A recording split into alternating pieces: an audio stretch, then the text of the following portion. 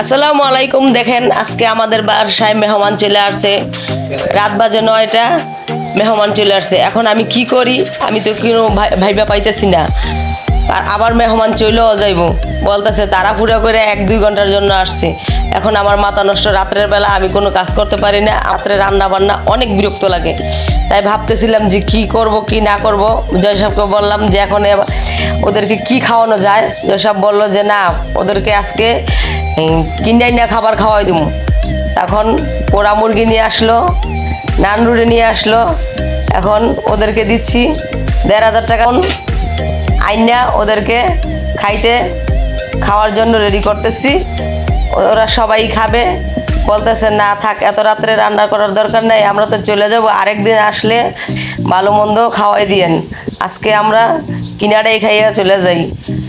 মেহমান বলতেই গেলেই আপ্যায়নটা ভালো করে কয়, কিন্তু আজকে রাত্রের বেলা তাই আমি বেশি আপ্যায়ন করতে পারলাম না। শর্টকাটে যা মিলাইতে পারছি তাই করলাম।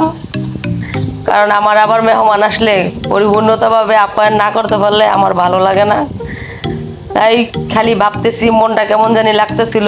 আগে ফল কেটে দিছি, তারপরে এই দেখেন লঙ্গর জঙ্গ কাণ্ড শুরু হয়েছে। খাবার দাবার নিয়ে এক একটা মুরগি নিয়ে সবার যুদ্ধ শুরু হয়ে গেছে। সবাই খাওয়া দাওয়া করতেছে।